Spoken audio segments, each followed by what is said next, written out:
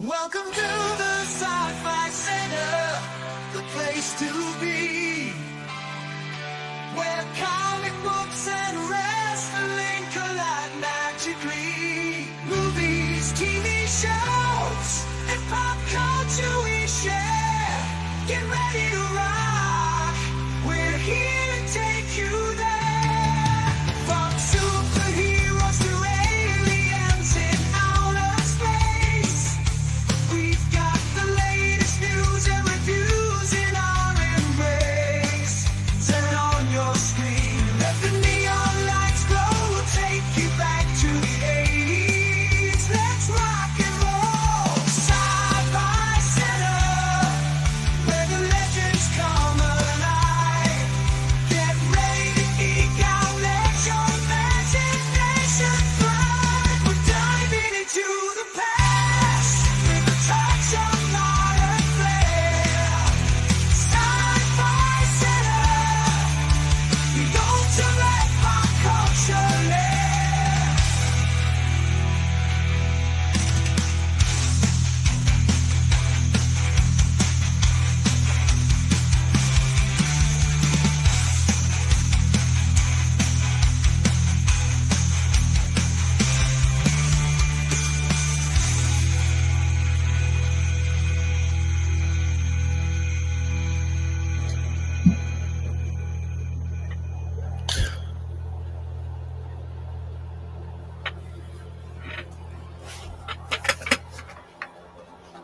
Happy last moments of Thursday, December 12th, 2024. We are 12 minutes away from it being Friday the 13th. And as I promised yesterday, I would let you guys know what Friday the 13th we will be watching tomorrow night on our late night viewing party. And it will indeed be Friday the 13th, part 3. Not in 3D, because like I said, not everybody's going to have the capability. I can watch it in 3D for, because I have the glasses and everything else, but it'll be we'll be watching the 2D version of Friday the 13th Part 3 in 3D. My favorite of those films. So tomorrow night at around 11:30ish, depending on how late we get off on the vodka stream, but I'll go ahead and set that up tomorrow night for you guys. This is going to be a really quick, tight show because, like I said, we got a busy weekend, both on here and on and in the stores. These are the waning days of Christmas, and we got huge sales that'll be happening all weekend long. By the way, you can always support the center by doing a number of things. Become a member, support the Patreon. Those are all in the descriptions. Also, you can buy items on the Sci-Fi Center's website, and some of those have free shipping. The link to that is also in the description, and it's tethered to the top of the chat. All right. Don't have any real topics to talk about. So, hello, Droga, Clinton and his duck. Yeah, very festive this time of year. Yep. I like Christmas. Thank you, Music Man. What's going on, Chappie? Ooh, heartburn already. Did they even score a touchdown? What the fuck? And Cooper Kupp, I'm glad I didn't have him on my fantasy team. I guess he got 0 points, which is very rare. That division sucks, man. The Rams should have really shouldn't be, contending for it. That's how bad it is. But there they are. I know I am in my fantasy playoffs, and the guy I'm going against had who did he have? He only had like 5 points, which I was so grateful for. Let's see. This is the guy who's beaten me all year long, and now we're in the semifinals. So I need to beat him. Let's see what we got here. So let's look at my fantasy football. Let's see. Williams' wonderful team. Here's the matchup. All right, let's look at what I got going into the weekend. I didn't have any players going tonight, but here we go. Playoff round 1. All right, so who did he have tonight? He had Juwan Jennings, who was usually a lot better than what he averages 15 points. He only averaged him 5 tonight, so that's good. All right, so what I got coming up, I got Jared Goff, I got James Cook, I got Spencer McCormick, I have Amon-Ra Brown, who is my quarterback's wide receiver, Cortland Sutton, Jake Ferguson, tight end, Calvin Ridley, and Ravens defensive team, and Jake Bates, who was also the Detroit Lions kicker. I am favored to win, but hey, stranger shit has happened. All right, what's going on, Brad? Nice of you to see you went ahead and saw Craven. Yes, I did. A few hours ago. Yeah. Everyone hear my quick thoughts?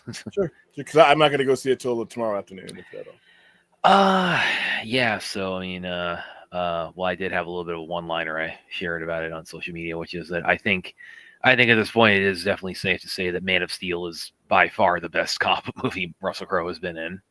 I don't think that qualifies as a hot take. I think that's well, yeah, he's only been in one good one, and that's It- that it- has it- been Man of Steel. Man of Steel, Craven, and Thor: Love and Thunder. So the competition is exactly so- stiff. Craven, it's I might. I might want to ruminate on this a little bit longer, like as far as like my thoughts on just the movie kind of in isolation. But I think that in some ways it's like it is kind of emblematic of just like how just without direction this Sony Spider-Man and villain universe was, because it's like the direction would have been Spider-Man. Exactly. So and you notice sort of like the one character who had some kind of tangential, albeit brief, interaction with Spider-Man. He his franchise is the one that had the most consistency and the most popularity. I think it just kind of on a purely visceral level. This has some good action scenes and has some good parkour, some good fight scenes. Definitely it brings the 3Ds to it. Brings the gore, brings the Craven just going nuts on people. But I will say that's probably a little bit more in terms of quality over quantity in terms of like the Craven Carnage. It's like you definitely get that, but it was spread a little bit. Well, you had like three probably big instances of that. It's like three like big set piece like Craven just going to town like action scenes in it, and kind of little spurts of it throughout the movie. So I feel like it's like they could have had more of that. When they did have it, it was great. So if you're going into this purely to see Craven just tear guys up, you're definitely gonna get your money's worth on it. Other than that though, it's like I don't know. It's like it didn't. Other than on a level of just like R-rated, just Craven, just blood and guts. It's like it didn't really like leave a big impression on me, to be perfectly honest. It's and Aaron Taylor Johnson, he commits to it. He really, he is all in on Craven, but it's just every one of the other than the Venom movies, like all these Sony Spider-Man, you just feel like the Spider-Man shaped hole in all of them. Yeah, I still can't get my head around how they've just danced around like the need to have a Spider-Man in this, especially when they had the biggest Spider-Man movie and among the biggest hits of all time 3 years ago, bringing not one but three Spider-Men together and setting up two of them for potential spin-off continuation swan song movies, whatever you want to call them. The biggest problem is, like I've always said, is the reliance on being in the MCU's atmosphere. They're like kids. Arad and Pascal and all the people that are working with that, they're like kids who they're opening their presents on Christmas Day, and it doesn't matter what's in their box. They're paying all their attention to what the brother or the sister is opening. And whatever this deal is, if it's a deal that precludes them from using Spider-Man in live action, which I don't believe there is, that's a stupid deal. Because it really sets them back. It sets them back, and it was needless for it to be done that way.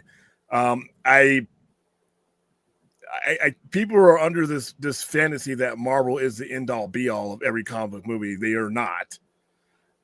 Their Spider-Man was not. No matter what you do with Tom Holland, if you like the Tom Holland movies, doesn't mean you're not going to like a Andrew Garfield movie. Yeah. And this whole Sony can't do this, Sony can't do that. Sony owns the fucking IP. Well, if they made a deal like that, it was because they got fooled into a bad deal. Yeah. Well, again, I just can't. I can't get my head around. It's like with how big No Way Home was, and the just the rekindled, interest that Garfield and Maguire got from that, and the fact that they're doing the Spider-Verse, animated movies that are very popular, and that on its own like sets the plate for just tons of Spider-Man Well, who are not do are not tons. MCU ones, yeah. One And yeah, movie. but you have tons at your disposal. Just pick one and put him in this villain universe. But I like I said, because Tom Holland's Spider-Man up until No Way Home hasn't done it for me. I like the actor, but him being subservient to every fucking Avenger on the screen wasn't for me. Him being upstaged in his own movies wasn't for me. I will say it is better than Morbius and Madam Web. It is there is some hyperbole I'm seeing kind of float around. And how's it going, Aaron? Yes, there's no pun intended. Well, but yeah, be honest with you though. But it is better. Of the non-Venom ones, it's the best.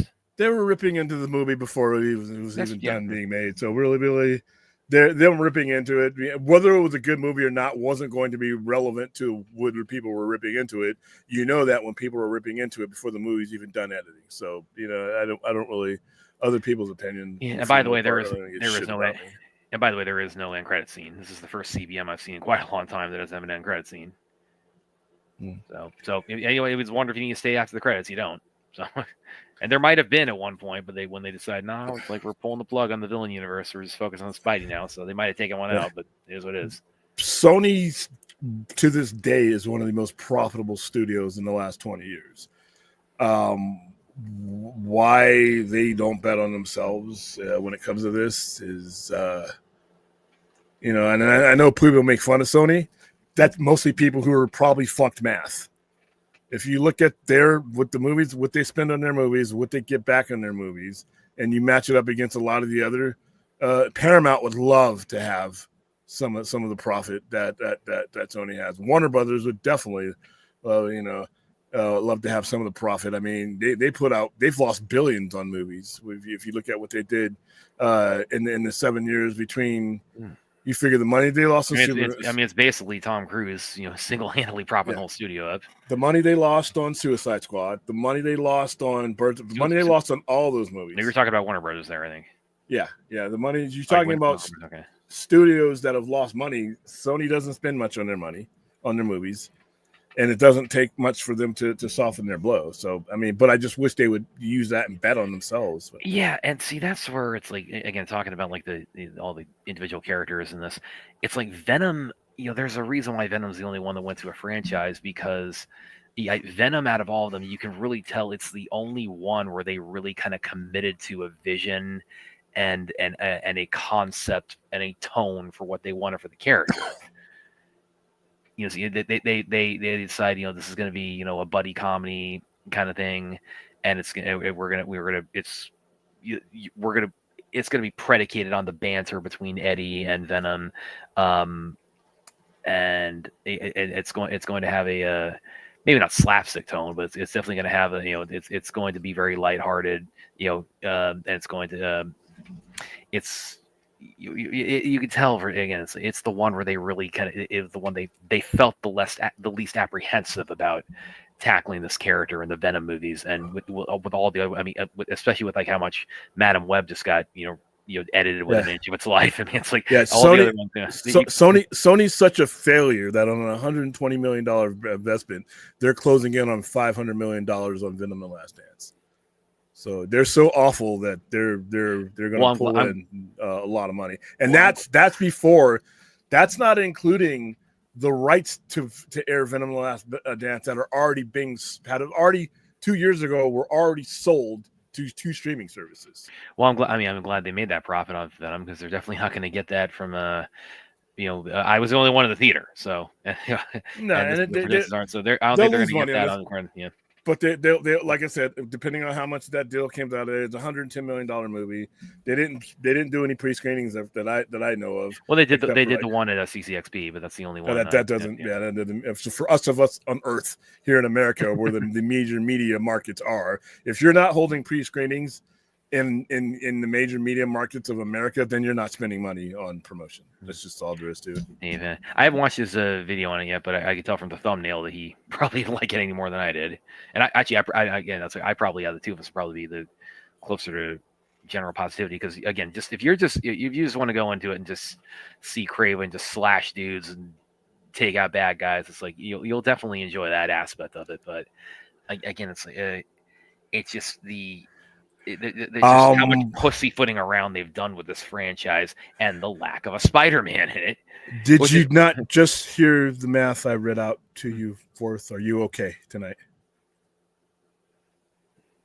How you doing, Larry? Yeah, Sony, they're not shutting down Sony. Sony is one of the most profitable ventures out there. They're not shutting down Sony. I wish they would do more with what they have and not have their head in the Marvel car or the Disney Studios, the Marvel Studios car when you're trying to drive your franchise. I think that has been the biggest. They want to exist in the glow of the MCU Spider-Man, and they are afraid to step out of that glow. I think that's what it comes down to. And to be honest with you, I don't like that. If you're an executive anything, chief anything, boss of anything, you can't be pussies. You're at that position to make big decisions and take big risks. If you can't do that, take a lesser position. Go be the guy. Go be the guy in the mailroom. But you can't be the head of a major studio, a profitable studio, and then pussyfoot around an IP that you own. I mean, you own that IP, and you're there. Marvel hasn't done anything with the IP with Spider-Man since December 2021. So there was room for you to operate there. And they chose not to. So, all right. Let's see. The other thing too, this is where this kind of contributes to my mixed feelings on the movie. Like out of other than Venom, like out of the Sony villains in this franchise, Aaron Taylor Johnson's Kraven, he is the one I would most want to see, interact with Spider-Man. Because they do some cool things with his powers. I mean, again, they use the parkour, and there's some chase scenes in it that are really, really awesome. Of him just sprinting through the city and keeping up with cars and helicopters. So it's like this is the one where it's like, other than Venom, that you can see, the core of of what this franchise could be, and and the potential it would have, with a Spider-Man plugged into it. You can see it the most with Kraven, I think. All right, your art house mentality, your cinemaphile, that doesn't, who fucking cares about that? This uppity, wine attitude you have when it comes to movies doesn't mean shit to an accountant. Doesn't mean jack shit to the people counting money. I could give you several examples of them being profitable. They're so notorious, and why did Venom make money? Why did each of the Venoms make money? If they're so fucking notorious, why did the Spider-Verse make a profit? Why did it win 2 Academy Awards? Well, that did well because it had Spider-Man in it. But it's Sony. In order for you to shit out something out of your mouth hole that something is notoriously stopping something from going on, then it has to affect the company. Warner Brothers is notorious for fucking up. That has affected the company. That has put them where they are at. So you can't tell me that, Warner Brothers' reputation, whatever, they're still making money. They're still making money. Venom Last Dance is almost $475 million. That's without streaming. That's without PVOD. Did that not come out by Sony? Did I miss something?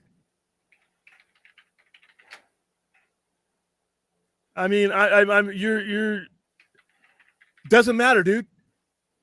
See, you guys think you can separate them like it's a fucking transformer with no screws in it. It's still Sony. And I don't agree with what they've done with their Spider-Man universe, but I'm not a fool enough to say that that there's some dreck of a company, even if I don't like some of the people that are currently in their production. The math shuts down that silliness. All right, where are we at? Oh, Slipknot. What's going on?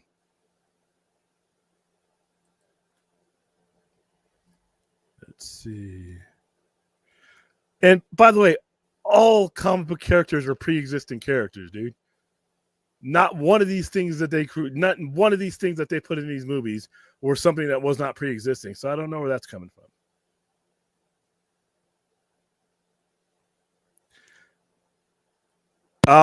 They can commit to Spider-Man. They can commit. Hold on. They can commit to their Spider-Man in their universe and put that missing piece in all these movies. These movies are not going to have direction. The only reason anybody would care about any of these characters is because they appeared on the pages of Spider-Man. You know, they are Spider-Man villains. They are supporting characters. They are not the banner characters. So when you make a universe and you know, eventually people will get tired of you beating around the bush and not just jumping in. Yeah, and that's where going to what I was saying a minute ago about like how the Venom movies, they're the ones, you know, the only ones we this franchise, this universe, and I mean, to even call it a connected universe. Okay. We've had like what 5 movies, so let's not get carried away with a universe. But I mean, the closest connection we've had is that line in Morbius where he tells the guy in the subway, "I am Venom." You know, that whole kind of. I think that might even just been in the trailer, and they take it out. How many of these movies have we had? We've had the 3 Venom. There's 3 Venoms. There's Craven, Madam Web, and Morbius. So it's 6. Okay, let's not get fucking carried away here, guys. Half of those movies made a shit ton of money. The 3 Venom movies made a lot of money.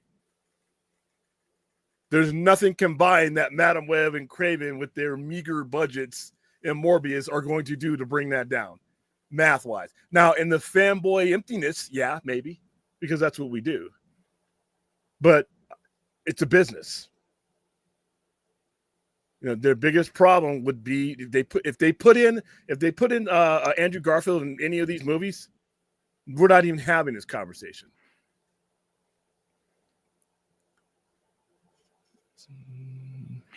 Well, yeah, as I was saying a minute ago, though, that again, I think that goes back to when with Venom, that's the only one out of all of them where you can see like a clear vision or direction or a commitment to what they want this character to be.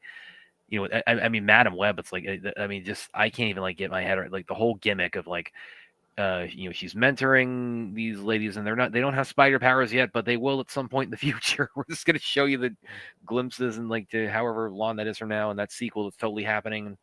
Well, what they did with Venom was one of the first ones. So I think as you get deeper into this and you don't see a Spider-Man, that becomes a problem. Well, you know, he was the first Venom was the first for the franchise, and of course he's, I mean, even without the presence of Spider-Man, you know, he is known as a Spider-Man villain. He is a known character out of all of them. So he's the one, you know, who's the most capable of standing on his own.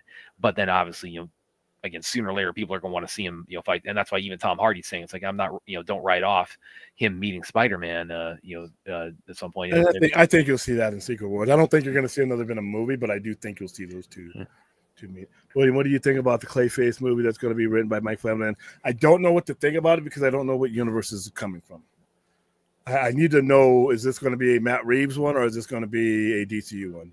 Because my expectations are going to be different depending on what universe it's from. If it's coming from Matt Reeves, my expectations are going to be different, and my thought process is going to be different because it's going to be a completely different character. If it's coming from DCU, then we're talking more fantastical. So until I don't, you know, it's kind of cool. Me, both universes, if they gave them to me, I would be interested in them. But how I feel as far as the, you know, anticipation and excitement wise, I have to know where universe it's going to be in first, and then once I get that, I'll be able to give you a better answer. Let's see. Madam Web was. Yes, it is. Yes, it is. I remember that night when we like Thursday shows. I mean, before we came on the air, like we were messaging each other saying it's like the ending of Madam Web should have been how it started. It should have been. Well, what they should have done is stuck to what they were going to do. What they should have done is they stuck what they're going to do. But like I said, they are so reliant mentally on what another studio is doing with Spider-Man instead of acting like they own the IP and doing something on their own. And like I said, anybody can tell me, well, they can't do this unless you have the text. And I don't care about your reasoning of it. Well, they just wouldn't know. No, I don't. Fanboy logic to me. Come on. All right, just don't even waste the the keystroke on that until I see something that says they explicitly can't do a live action Spider-Man film as long as it's still going on. I'm not going to believe it because everything else comes from people who are not in the deal. So until I have that, I'm going to assume that since they own the IP, they can do what they want to, or at the very least, do something better. So yeah, I'm not of that thought. And as far as like Showgirls and Catwoman, no. Catwoman was just that's not even, that was a joke. That should have been shut down. Well, that's another kind of. I think a lot of the kind of the thinking that's guided the Sony villain universe is kind of similar to what was guiding the greenlighting process in Catwoman, because it's something that's so removed from the essence of its origin, and that you're really going to lose a lot of the recognizability and the selling point of what you're doing, because again, it's a Catwoman who's got nothing to do with Catwoman, and it's like again, you're doing a Batman universe without Batman in it, which you can do a Catwoman solo as a spin-off kind of thing, but again, but not when it's a Catwoman who is the Egyptian goddess, descendant, warrior, princess, whatever the hell it was. I don't know if Sony's in the franchise business. That's the problem. They're not in the franchise business. The Spider-Man is the franchise. So if you're not using Spider-Man, then there's no franchise. There's just a bunch of movies. And you can't lose respect for an entire franchise when there are 6 movies and half of them were tremendously popular and profitable. So I could see if you did like 15, 20 movies and we're like, oh shit, 17 of them were with 6 movies is not. Yeah, that is, like I said, 6 movies and 50% of those 6 movies drew a profit.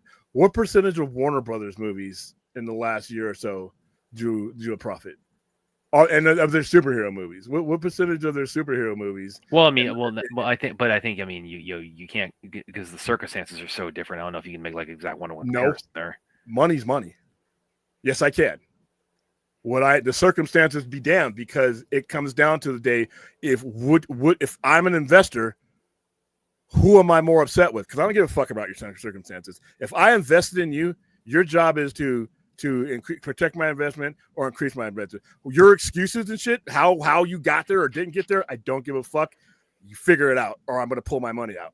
So if I'm somebody who has money, and I'm looking at your company, and your company is putting out movies that aren't making a profit, who am I more upset with the last 24 to 36 months? Warner Brothers or Sony? That's easy. That's a rhetorical question. I'm going to be more upset and worried about Warner Brothers than I am Sony. Aaron says, "Oh yeah. Yes, that would be wonderful." Well, I don't think they could. Music I Man. think Hasbro was first in line for the American IP. I don't think anybody could. That was part of their deal with Saban, wasn't it? Well, as Music Man, as Sydney Sweeney pointed out Saturday Night Live, you definitely did not see her at Madam Web. And I actually do kind of dig how they took that all in stride. Those actors are like, yeah, it's like it's a job. It is. It's the same thing, man. It's a job. They got paid. If you didn't see it, I mean, they're going to go on to another movie. Nobody's careers are going to be hurt by this. Doomsday has some thoughts. I was going to ignore that, but here, I'll help myself too. Droga, no, the Raid movies made profit. Catwoman did not. Case closed. There's also Volume too. That's not a franchise, dude. That's not a franchise. That's just some movies. It should have been a franchise. It could have been a franchise, but there's no franchise. There's no franchising between these movies. Well, it's kind of like what we were saying the other night. I think it was on the Vodka stream. We were talking about like Warner Brothers. When they really started mishandling the DCEU, it's like they had their continuity, their linear continuity from Man of Steel through Wonder Woman, and then eventually got it back briefly. With Zack Snyder's Justice League. The problem with Sony is that outside of Venom, they never really established a continuity for their franchise. Respect doesn't mean jack shit to stockholders. They don't fucking care. They're not going to go see these movies. They don't give a fuck about what your fanboys' feelings are about these movies. Theirs is, where's my dividends? All right. So, okay. So say you respect Warner Brothers as a studio. They lose money. You think the stockholders? You think that respect is going to mean anything to when they start voting for firing people? No. When it comes down to financiers and all these people that put the money up, that front the money for these movies, there's only one answer to them. Did you make money, or how much did you lose, or how much what are we going to be able to write off? They don't care about respect from fans. And they don't. They're on the Cayman Islands looking at their phone being like, oh, why is my stock here? And they don't ask the type of qualifying questions that we sit here on YouTube and ask. You think some stockholders being like, well, wonder if they put Peter Park? They don't give a fuck. Come on, let's be realistic here. Yeah, Antonio, and the budget for the raid was about 1.1 million. We're not, please, guys, don't. So you're bringing up two movies. You're bringing up two movies right now that are as far away from what we're talking about. But one is a timeless classic, and the other is so is The Godfather Part 2. But how many times have I brought that up here as a topic? But it doesn't matter. I'm bringing. Everybody knows me. I can bring up the raid on anything, so I'm going to. The answer was 0. You guys. Let's see.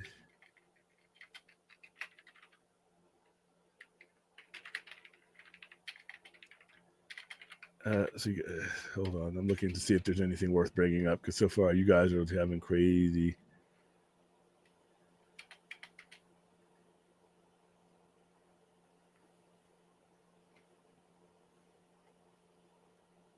Okay.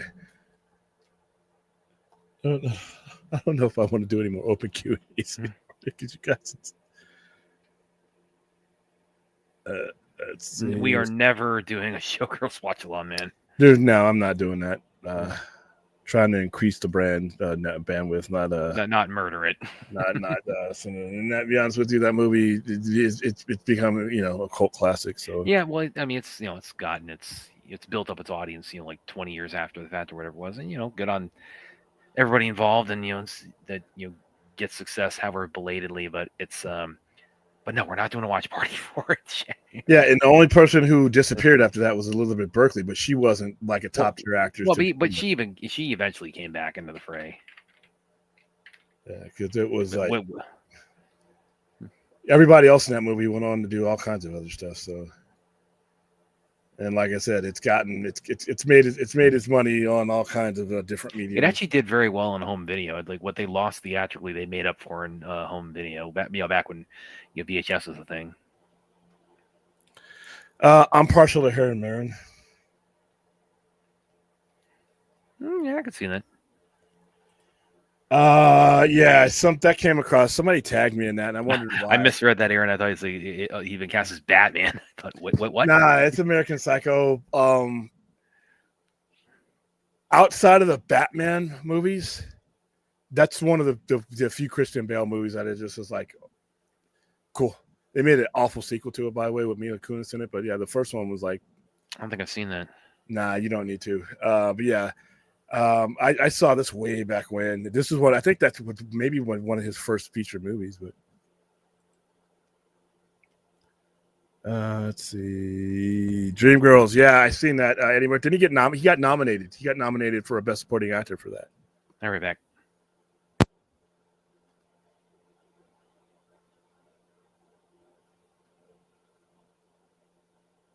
Yeah, and like I said, you got to realize she was really.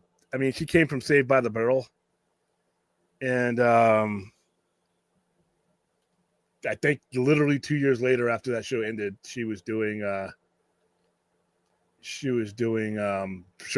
So, in fact, I don't think she did. I mean, how many? Let's see.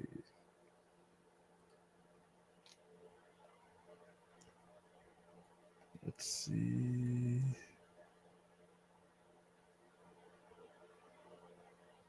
First Wives Clubs, actually done quite a bit, actually. Let's see. All right, Platinum Blonde, Showgirls, White Wolves 2. Trying to think that there's anything on here that I've actually seen outside of. Nope, she's still doing movies, so she's still. She was in the she came back in the new Saved by the Bell. New Girl, To the Night Show, Melissa and Joey, Dancing with the Stars, CSI Miami. Wow, she was on there for a full season. She was on the L World, Black Widow, Law and Order, Criminal Intent. So she's still getting roles, so it didn't hurt her career. Yeah, that's what he won his Academy Award for too, The Fighter.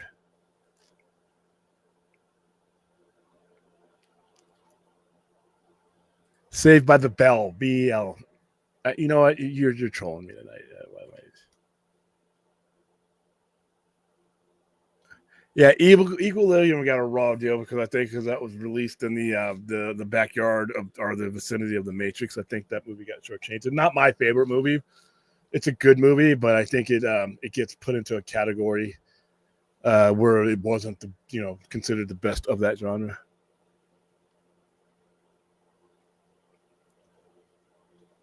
Let's see. I don't know who he's casted as, or if he has anybody in mind yet. I figured that would be soon. Owen Wilson can actually act, though. I mean, I wouldn't mind Owen Wilson. To be honest with you, I don't know if that's who he's going to pick, but I would not mind Owen Wilson at all. His best performance is opposite Jackie Chan in the Shanghai movies. Owen Wilson was in the one in Loki. He's in Loki, right? Yes, yeah. He's he played Morpheus. That's a good role for him. Let's see. Thoughts on Black Christmas? Which version? The original one's kind of cheesy. The remake is actually one of the ones where the remake is better than the original, in my opinion. I don't think I've seen Black Christmas, to be perfectly honest.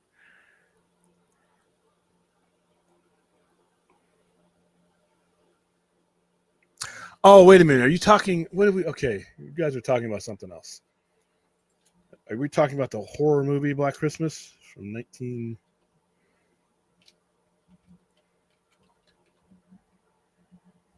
Yeah, I'm talking about the 1974 film.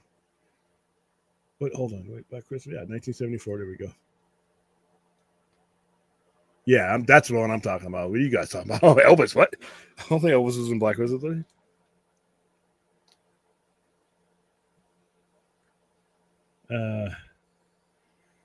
Well, I'm definitely a big fan of Violent Night, Clint. Black Christmas came out in 1974. Elvis passed away in 1977. His family watches it every year. Oh, okay. I got you. I'm like, I thought there was a version of a minute. I'm like, whoa. That's some Bubba Hotep shit right there. If there's a horror movie with Elvis in it, man. Oh, by the way, this is a little bit of news, but I did because I DM'd William about this with Jim Carrey talking about why he's come out of retirement or semi-retirement, whatever. Apparently has a spending problem. Yeah, he was asked about why'd you, because he after Sonic 2, he said he was he kind of like the terminology maybe it was a little bit ambiguous, but he said it's like I've done enough, I have enough, I am enough, and he was talking about retiring, and then he somewhat walked it back in that same interview and said, well, it's like, well, maybe not like altogether, but it's like I'm taking a break, and then he returns to Sonic 3, and he basically said the reason why he did is like, yeah, it's like I spent a lot on some stuff recently and I need to pay for it. So there's that. And and funnily enough, I guess he does need a couple of quick big paydays, because he's also talking about now being open to playing the Grinch again. Here's the thing though. Here's the thing. When you hear him say why he's going back to doing his profession for money, that's all of us. That's me. That's all of us. That's you. That's all of us. And when he said that, I'm like, yeah, I get it. I get it. Yeah. Now that you're back, Jim. Now that you're back, listen. Yeah, and this is where William mentioned we could definitely finally, hopefully, get that long-awaited Ace Ventura 3. I would rather watch you gnaw off your own toes than ever see you do Ace Ventura or anything. But Jim, if you're watching this show right now, you probably are. Who knows? We got some people who watch the show. Get with a top tier dramatic director. Get with a Scorsese. Get with a Denis Villeneuve. Get with somebody that can put you in a movie that, in my opinion, this is my opinion, takes advantage of what I know is there. You've shown it in just a smattering of movies. You know, you still got time. If you're going to make some movies, yeah, you want to make The Grinch, okay, great. You want to do another Ace Ventura, that's fine. But make some time for something like The Eternal Sunshine of the Spotless Mind, or Truman Show, or Man in the Moon. One or two more of those put you on the map. Then you can start doing all those indie bookings for like, you know, $1 million or $2 million. They take a day to film. But let's give me at least one or two of those, because to be honest with you, I think that man has got more ability than he has ever exhibited, and it's sad that he hasn't gotten an opportunity to do so. Man on the Moon, I mean, I think that pretty well covered like subject matter, didn't it? So I don't know if you could do a Man on the Moon too. No. I'm talking about something like that, something of that ilk, something to where he, you know, you get a good director that brings out the best of him. Because Jim Carrey can bring out the buffoonery and the comedy on his own. That's what he does. But I think you put him in the midst of a good director, you know, somebody who can tell that type of story and get that out of their actors. I think he would benefit from that greatly, because I think he's a better actor than we've ever seen. And that includes the movies of him that I like, the non-buffoonery movies. I think he's on the tip, and he just never got there because of the roles he either accepted or was pretty much, you know, that's all people wanted to, you know, do. Oh, you're Jim Carrey? You're the head of the rhinoceros ass guy? Okay, we're gonna put you in this. We're gonna put you in that. And they automatically think of that. Hilarious scene, guys. When they're casting him, I do too. Casting him, I do too. I have no use for it, but when they're casting him, I think there's no consideration of the fact that this guy can do more because of those movies. So, Jim, welcome back, homie. Now let's do some epic. This is true, by the way. A little bit of trivia. Improvised line: 6:30 dinner with me. I can't cancel that again. He didn't. I actually really enjoy that little section. It's like I get invited to the Hubilation. My schedule won't allow it. 4:30 wallow in self pity. It's like 5 o'clock solve world hunger. Tell no one. 5:30 jazzercise. 6:30 dinner with me. I can't cancel that again.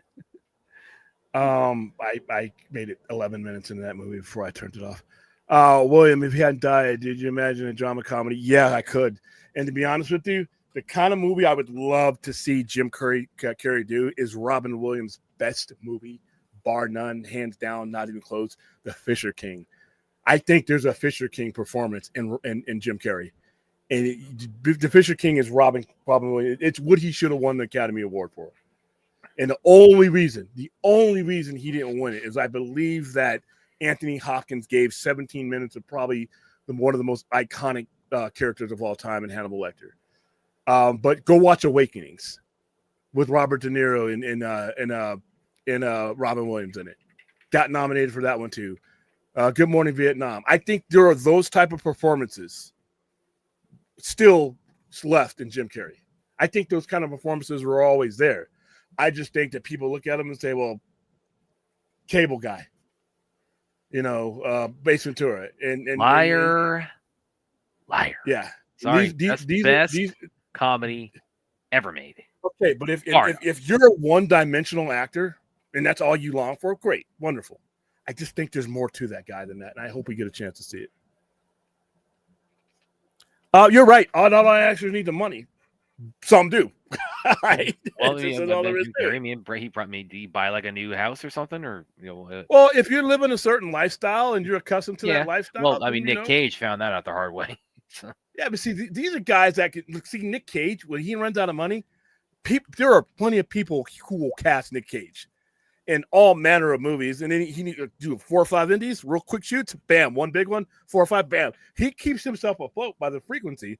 But you know what? It's a job. It's a job. Some people get like Tom Cruise does not need to do this for money anymore. But there's not for every Tom Cruise, there's somebody else that does. So to me, it's like a job. But yeah, some people, a lot of it though depends on what you take advantage of when it hits for you. So it hit for Josh Hartnett at a time where he could capitalize on it. With Jim Carrey, maybe not with the frequency. He stopped making movies for a while. So that's another Well, I thing. mean, it's pretty much since Sonic, it's just been Sonic. So, well, and Joe Biden on Saturday Night Live, but I mean, Yeah, that's not the same kind of prior to Sonic, what was he doing? You know, we did a few things, but I mean, again, it wasn't like the '90s where he was like every year you had like 2, 3 Jim Carrey movies. see, I would have loved for the 2000s to have been his decade as far as like putting himself on that Oscar level. Let me see where his filmography here. Okay, so yeah, he did take a few years. Dumb and Dumber 2 in 2014. Then he had The Bad Batch and Dark Crimes in 16. Then he had and that's actually that was like a crime thriller. So that was one of his like non-comedic ones. Then he had like a 4-year break before Sonic, and then it's been Sonic since then. So yeah, I mean, and if you're living a good lifestyle, that's not a frequency. You know, but hey, he's an actor. You know, he just has to go back to work. He wants to go back to work so that he can live a certain way. Well, like I said, that's everybody. That's everybody working. You know, you know, if you just don't have the flexibility sometimes. But I still think there is a Fisher King, and if you haven't seen Fisher King and you like Robin Williams, you're doing yourself a great disservice. One, by the way, the thing about it is too is with Sonic, I mean the series is such a big hit and it is so high profile. I mean that's those. I mean just one of those on its own is probably one of his bigger paydays. Yeah, it's a good pit, and he'll get residuals and he'll get all kinds of shit from it. And depending on what he worked in his deal, and that's great. Do Sonic, do Ace Ventura, whatever, fine. But there's I know there's that legendary dramatic performance in that guy because I think he's more than capable of pulling it off. And I hope now that he's back, he gets the opportunity to do it. I'd love to see him up on the stage getting an Oscar, or at least being nominated. He doesn't have to win. That's been kind of his white whales, the whole Oscars. I think he's been at the Golden Globes, like poking fun at all that. And, yeah. Well, the one year, listen, he should have been. I think he was nominated for Man on the Moon. He should have been nominated for Eternal Sunshine. That's when I started. Like, maybe I should start making less and less time for the Oscars because not only did he was not nominated, and he should have been. Kate Winslet should have won hands down that year, and she didn't. So I was like, you know what? Enough of this. Well, and also think about his portrayal because Sonic was kind of like heralded as like something of a comeback for Jim Carrey because again, like you said, he did, he did between Sonic and Dumb and Dumber 2 and Sonic. It was 2 movies he did in 2016, and that was basically it for him. And then of course Joe Biden on SNL. So, and then of course it was again very likened to being like very much a throwback to what he started out as. So I think I'm really kind of curious like what the kind of the casting process was for Robotnik and Sonic because was it always like let's get Jim Carrey and like really like just have him just. It could have been that way. They could have crafted the role. A lot of these guys craft the role about that. A throwback to like here's what when you first established your Fire Marshal Bill. That's what it reminds me of a little bit. But once again, it's to the point where you did Dumb and Dumber 2.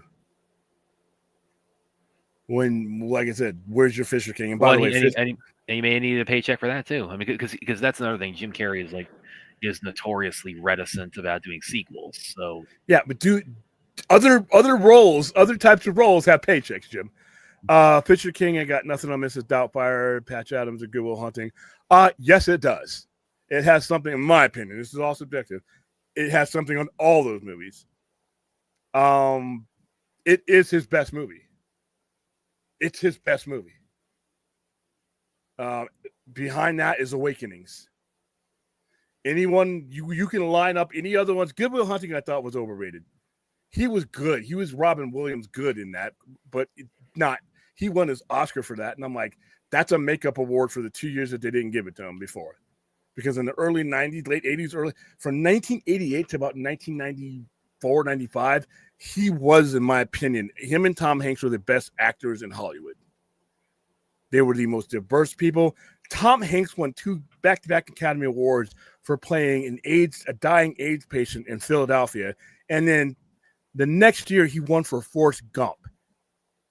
One of only like 2 men to win back-to-back. I think that's Spencer Tracy or James Cagney are the other ones, but he was on the top of his game. And then years later he did Castaways, which was got him another nomination.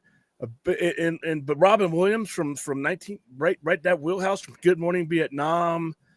And like I said, you could throw Good Will Hunting, but like if you're talking about his best film, to me, and then everybody's gonna be different. It's Fisher King it's Fisher King, and then there's a different level for everything else. Ford says he's seen Expendables 5.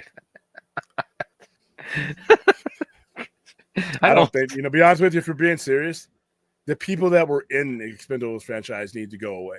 They don't need to add anymore. Once again, there's an argument to be made for sequels. Then there's an argument to be made for not doing anymore. Once you know when you're out of gas, and they were out of gas midway through Expendables 2. There should not have been Expendable 3 was bad, and Expendable 4 was barely watchable. Sometimes it's not that it's nobody's fault. Sometimes the idea runs its course, and that's it. Sometimes the idea runs its course, and there's just no more water in the well left. I could see, even though I disagree with it. Yeah, okay, let's do Expendables 3, but under no circumstances should there have been a 4. No. So yeah, the people who are in the Expendables franchise don't need to come back for that. Jim Carrey definitely doesn't mean it. Jim Carrey needs to be something that showcases Jim Carrey's ability to make you believe what he's going through. When I'm watching him as Joel in Eternal Sunshine, I believe I'm on that ride with him. I hate him in the first quarter of the movie because he's giving up the only things we have that are real, and that's memories. I mean, he's wanting to erase, just because he had a bad breakup, he wants to erase the memories of her. And I start rooting for him when he realizes how fucking stupid that is. There's a point in the movie where you go from wanting to slap the shit out of this guy for doing, especially anybody who's ever lost anybody, relative, dog, anything. You got pictures and everything, but the memories are what substantiate all that. And he's throwing this away. But there's that point in time where he changes his mind. He says, I don't want to forget all this. These were good times. And so he tries hiding his memories throughout his mind. And that's the kind of performance that guy's capable of. Yeah, he can do the other stuff. That's fine. Take the paycheck, get the job. I understand. But damn, it'd be sad when he gets 90 or something like that, and he's looking back saying, I could have had my Fisher King performance, and I never got it. And some of it is Hollywood, though, because like I said, I don't know what's in his mind. Some of it may be Hollywood being like, you know what? Yeah, dramatic. Oh yeah, wait a minute. We got a mechanical giraffe. Can you fit your head in this? That's what they're going for, And I know it sounds funny, but I just think that's how Hollywood may look at him at this point. I hope somebody breaks that mold, All right. Yeah, Truman Show was good. Well, see, that was a little bit like, because that was a little kind of what William was talking about. That was a little bit like a kind of a middle ground between that, because it's like Truman Show. It's like it's got comic relief. It's it's not.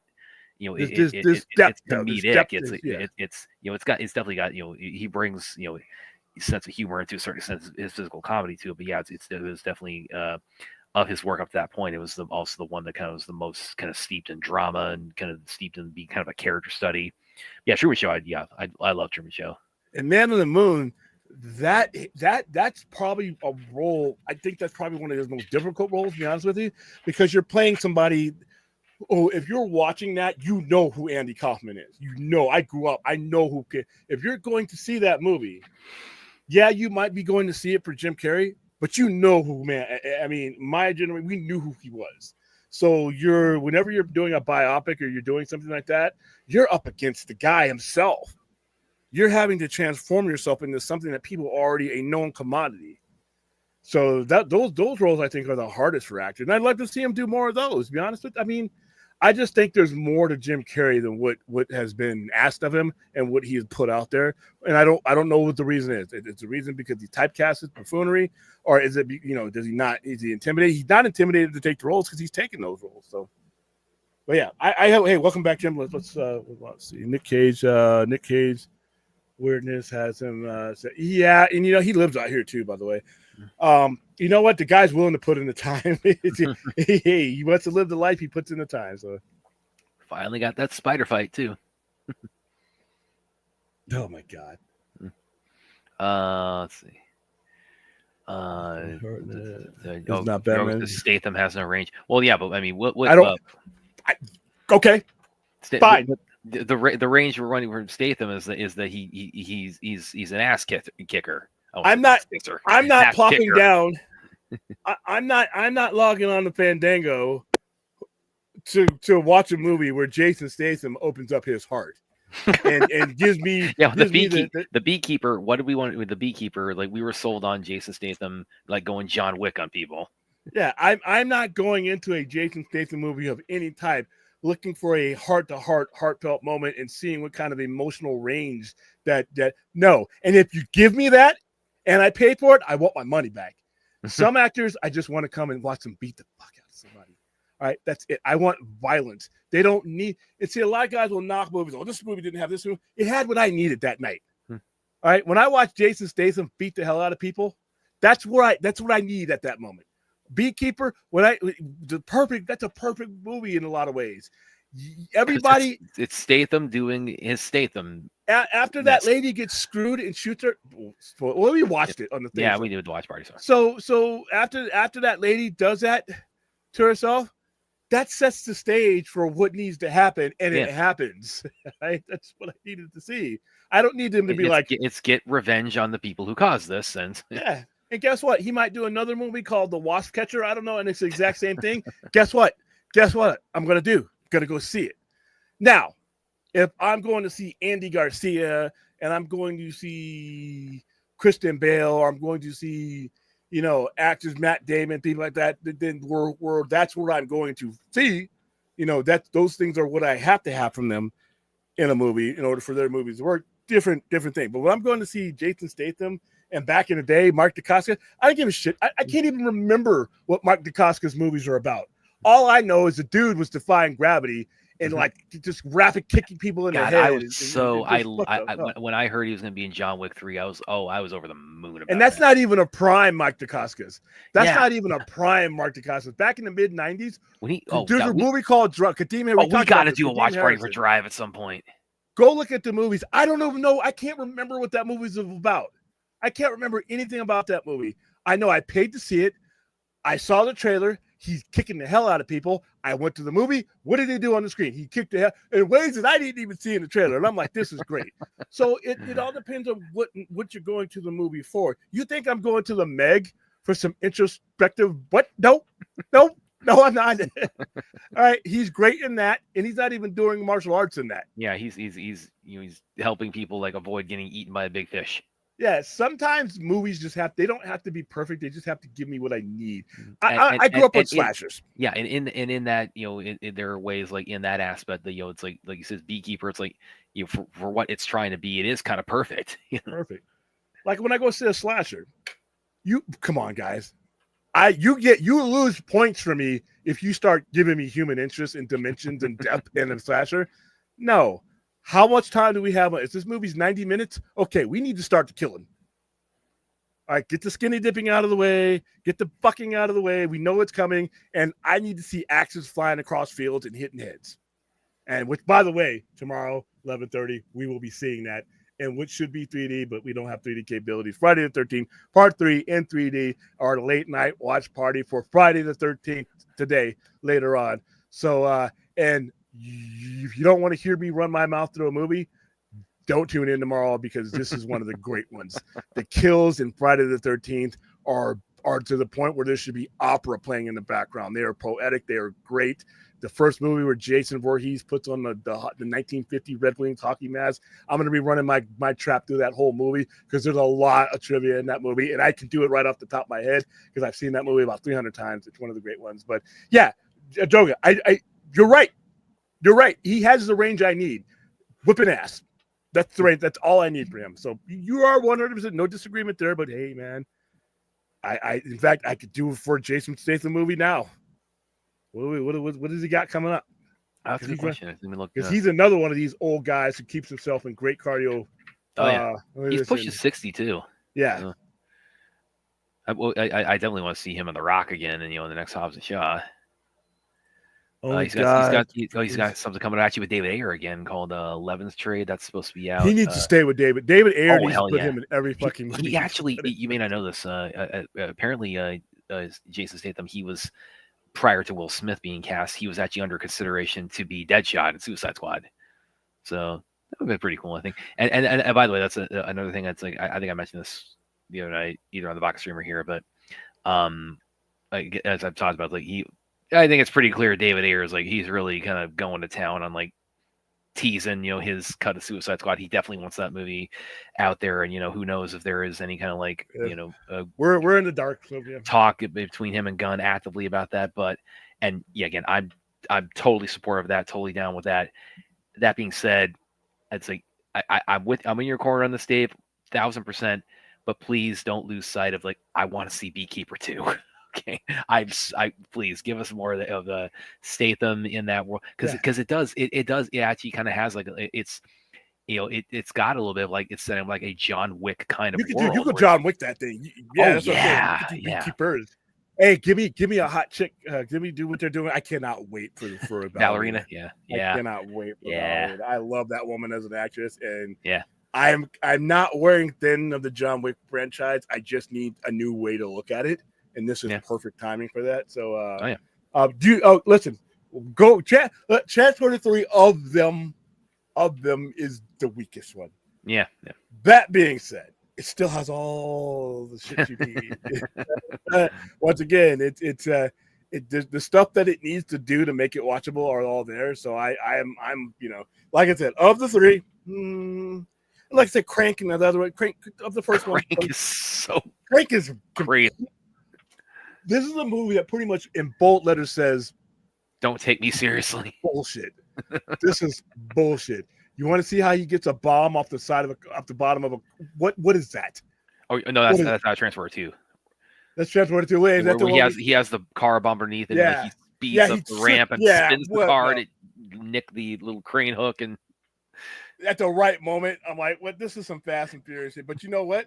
That's the only way you're going to get me to watch if Hobbs and Shaw. Yeah. Hobbs and Shaw, and they're doing another one of those. Guess where I'm going to be when it comes out? I'll be right there. Those movies are fun, and Crank was complete absolute utter nonsense. It is nonsense. It is not a good movie, but it's fun. It's unapologetic too. Yeah, you're not there. By the time you think, well, what? There are people in Crank that are like, "Where the fuck did you go? Literally, where did you go?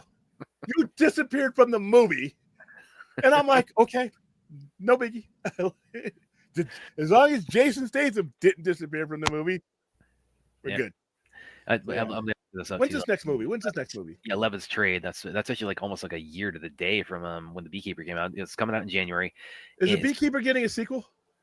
I think it's supposed to. It's in the works. Let me look at that. I'll look at it in a second. But Levin's Trade, it's January 17th from Amazon MGM. So I'm not sure if that means it's going to be on Amazon streaming. Okay, whatnot. So because 40 million for Beekeeper. Yeah, and 157, whatever it did. So 52. Yeah, there's no way that doesn't. Especially not only that, but with how it ends, it's like there's no way it doesn't get a Beekeeper 2. All right, where is it? There's usually something that says sequel on Wikipedia. No, nobody's giving. Yeah, not just yet, but it was also Amazon MGM, so that it might get Levin's Trade might get a sequel. But yeah, I agree. Like David Ayer, Jason Statham, keep at it, guys. You guys are like That's Johnny Depp and what's Johnny Depp and Tim Burton relationship? Even though I don't like that movie, guys. David Ayer. Let me read the premise here. Levin Cade, an ex-Black Ops agent, leads a peaceful life with his daughter as a construction worker. However, Levin is forced to use his old set of skills to find his boss's teenage daughter and soon uncovers a criminal conspiracy that has potential to wreak havoc on Levin's peaceful life. So again, translation, Jason Statham, beats people up. I don't even, the plot you just read me, don't care. Don't care. And, David Harbour is also, I'm guessing he's the villain, or maybe Michael Pena is from the cast here. It's actually also, by the way, Sylvester Stallone co-wrote it with David Ayer. It's actually based on a book. Is it based on a book by Chuck Dixon, actually? Jason Statham is 57 years old. Man. Yeah. And he is. What has he got going on? He's got Levin's Trade and what, Mutiny? We got to be getting a trailer for that soon if it's coming out next month. He's in video games. He's in World of Tank. Oh, that's a Holiday Ops. Okay. Volkswagen Transporter. Called Mutiny. Yeah, we got to get more Jason Statham. Like I said, see, now Jason Statham is different than Jim Carrey. Totally different circumstances there. because Jason Statham is not an actor in that respect. There's no dimensions that you need to. Yeah, I mean, it's like Arnold Schwarzenegger, and in that. Yeah, that's very... and to Bruce Willis. Bruce Willis actually got better. Oh yeah. But for the most part, he was the same guy from Moonlighting. He was funny, cracked his joke, and he had action there to him. So some people don't have, but Jim Carrey's different. I think Jim Carrey has it in him. So. Well, and when you say people are limited in their range, that's not. It's not a bad thing. Yeah, it's not necessarily because again, it's like some people like Statham, like Schwarzenegger. Some of the, they find great success in like, okay, your range might be limited, but how do I capitalize on that? No on all three, but he deserved to be nominated for all three. No for all three, but he definitely deserved to be nominated. I'd have to look back on the years to see who would have beat him out. For nomination. I thought Adam Sandler actually has it in him to do. He's another one. He's another one that it's like he showed you though he can do it. And lately, his last few movies, I don't know when's the last time he did a comedy.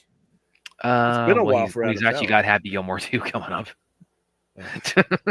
So it's not released yet, but listen, I don't blame him. But without Carl Weathers though, Oh yeah, that's true. That's a tough one, but I guess you could pull it off. But Ben Stiller is coming back though. That's the orderlies. But see, Ben You Stiller. can trouble me for him. Glass shut the hell up. I don't think Ben Stiller has another dimension but comedy. To be honest with you.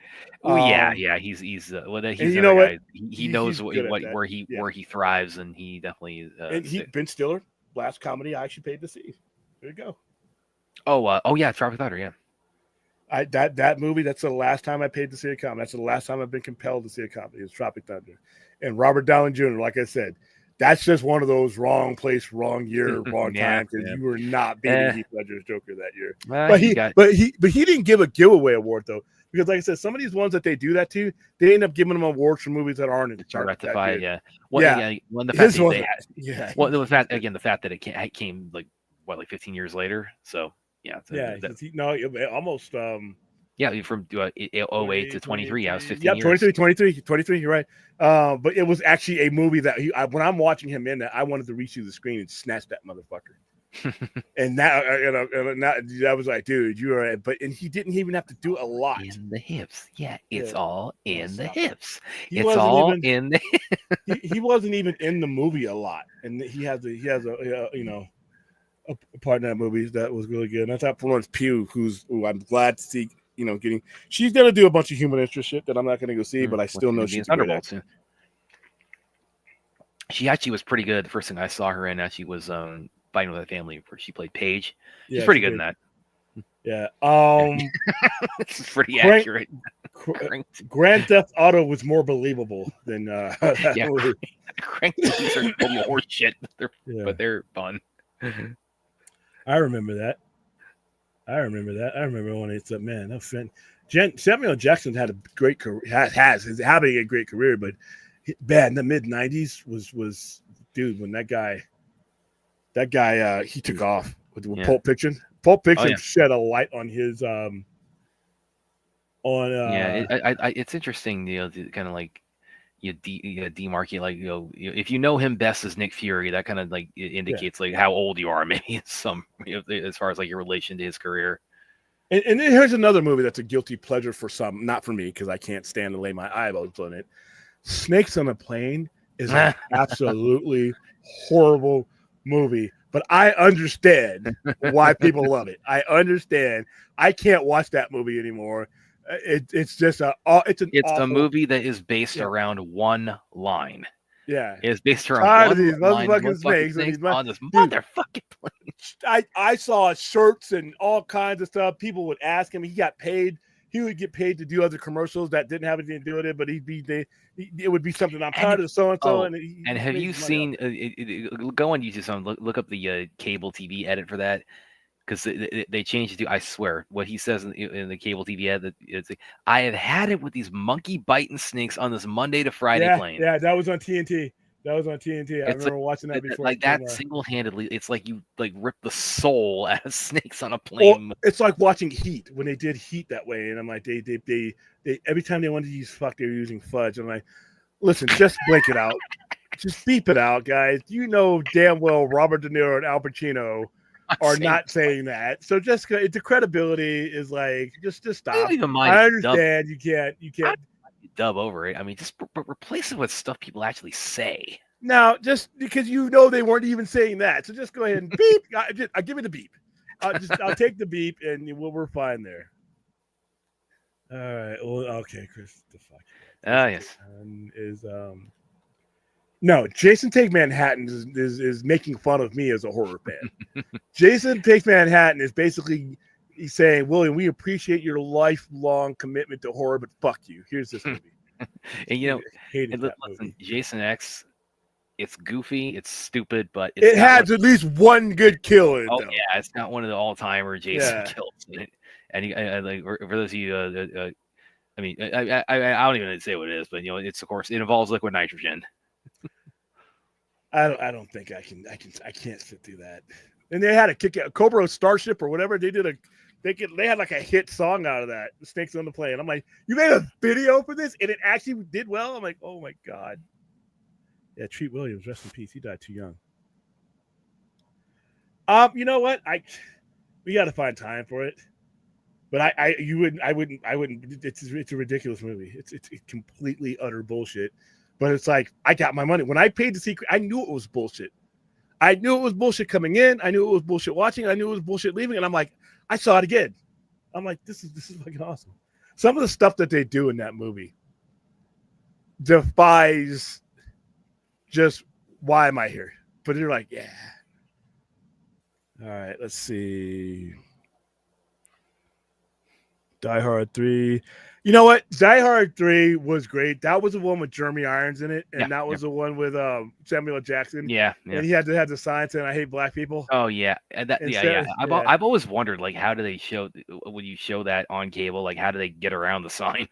They just know they show it. They show it on cable. They show it saying that. Yeah, it's part of the movie.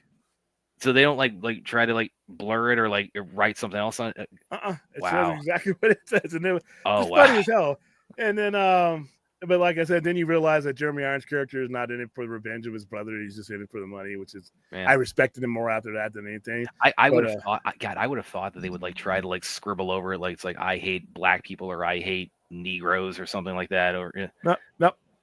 You can buy you back. You go. It's on streaming somewhere. You can see it. No, I'm talking about when they show it on cable, like on broadcast cable.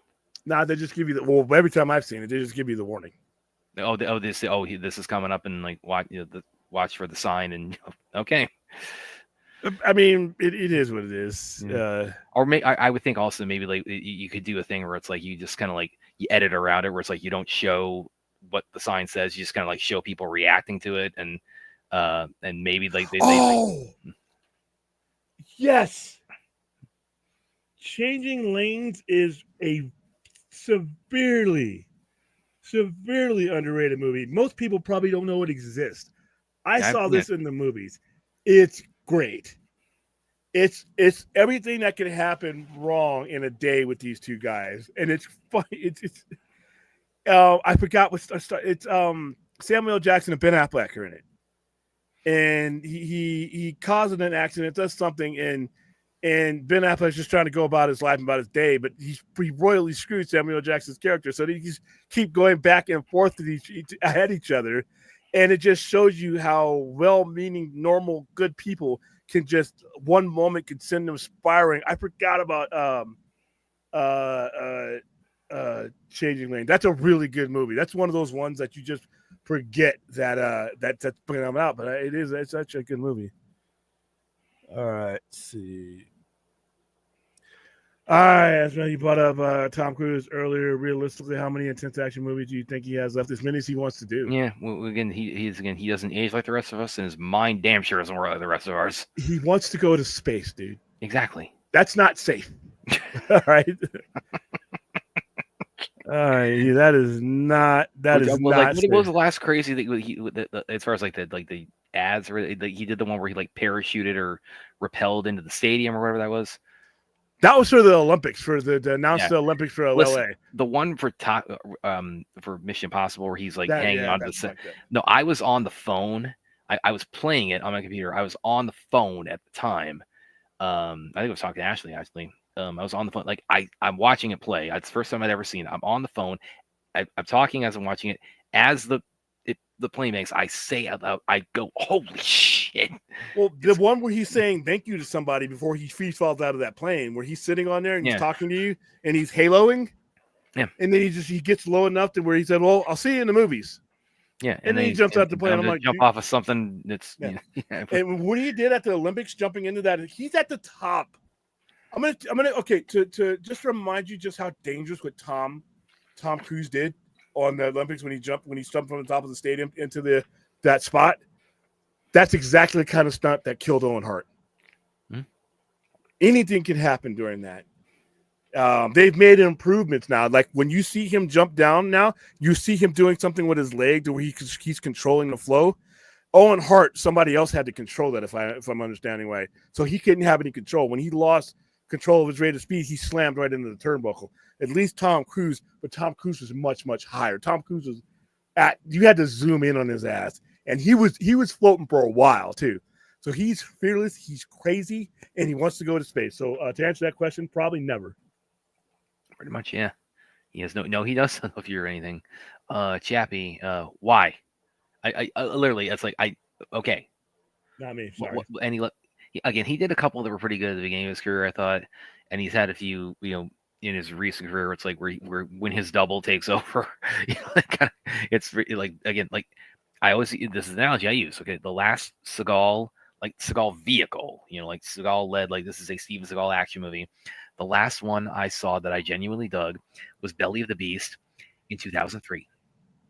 I was in high school the last time a Steven Seagal movie, like really, I was like looking forward to it and I really enjoyed it. And even in that one, it's like, I mean, his character, he's doing jump spinning kicks and things like it's so obvious he's doubled for like 80% of his fight scenes in it. So it's like that one's even that I kind of have to put a caveat on, or it's like it's a Seagal movie, right? Like, or he's like you just pretend he's you're just gonna watch the movie like with him as like kind of like he's if you're kind of the person who like doesn't like the crust on your bread or your pizza, like he's the crust in that. So it's pretty it's pretty awesome otherwise, but yeah, Seagal's like, nah, man.